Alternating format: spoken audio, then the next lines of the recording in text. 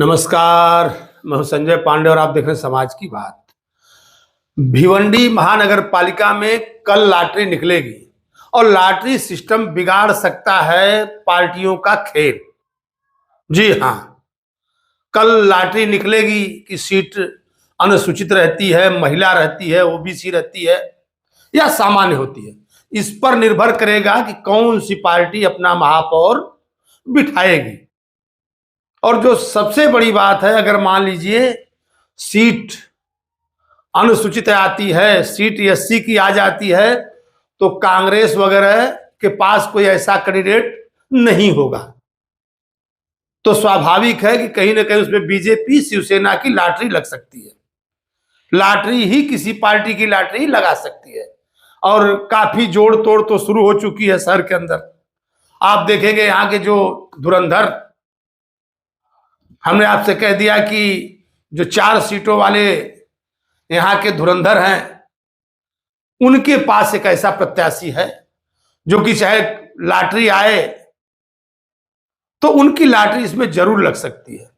कहीं ना कहीं घूम घुमा करके कुछ लोग कह रहे थे कि नहीं, वहां पर जो कांग्रेस पार्टी की लॉबिंग थी वो शुरू भी हो चुकी है, तो वही बात बने, या अगर वहां नहीं बनती है बात तो कहीं ना कहीं शिवसेना और बीजेपी के पाले में गेंद जा सकती है, लेकिन बड़ा मुश्किल होगा।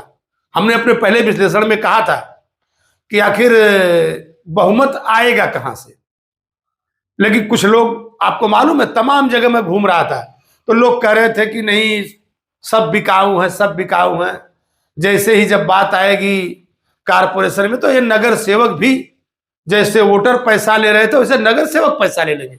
ये तमाम लोगों की जुबान पर बात थी और बात भी कोई नई नहीं है, क्योंकि आप देखेंगे कि जो करप्शन है आजकल उसका इतना बड़ा बोलबाला है कि बिना करप्शन के आदमी शायद जिंदा भी नहीं रह सकता है।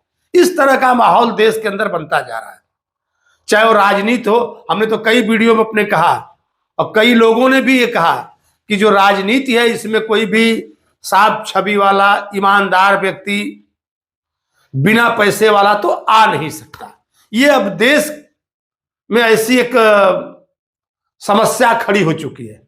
पहले होता था, कोई ऐसे नेता होते थे जो ईमानदार होते थे, वक्ता होते थे, तेज तर्रार होते थे और वो एमपी एमएलए कई पदों पर वो पहुंच जाते थे, लेकिन अब ऐसा होने वाला नहीं है। पार्टियां भी उसको ही टिकट देती है जिसके पास पैसा होता है। चुनाव पैसे का खेल हो चुका है और कई ऐसे वीडियो आए होंगे, आपने देखा होगा कि लोग खुलेआम पैसा बांट रहे थे, फिर भी उनके ऊपर क्या हुआ, कौन सी ऐसी कार्रवाई हुई, इलेक्शन कमीशन ने क्या किया? तो कुछ नहीं होने वाला है। जो व्यक्ति, हमने आपसे कह दिया कि उसके पास ये सारी कलाएं नहीं होगी, वो नेता नहीं बन सकता, वो इलेक्शन नहीं लड़ सकता है। तो देखिए भिवंडी में कल किसकी लॉटरी लगती है, और लॉटरी लगने के बाद ही जब यहां की लॉटरी खुलेगी तो उसके बाद यहां का पूरा गेम समझ में स्पष्ट रूप से आएगा। और मैं बता रहा था आपसे कि यहाँ इलेक्शन के बाद के में शहर का माहौल भी काफी कुछ खराब हुआ था। कुछ लोग, कुछ पार्टियां थी जो आपस में मारा मारी तक पर उतर गई थी और आप देखेंगे पुलिस को काफी मशक्कत करनी पड़ी, लोगों के ऊपर धाराएं लगानी पड़ी, लोगों को अरेस्ट करना पड़ा, इस तरह का माहौल। तो आखिर ये क्यों है? हमने आपसे कह दिया ये सारी भाग दौड़ या सारी मारामारी क्यों है? सिर्फ पैसे के लिए। और आप देखेंगे आजकल लोकल इलेक्शन में, आप देखेंगे अगर कमाई नहीं होती तो ये मारामारी नहीं होती।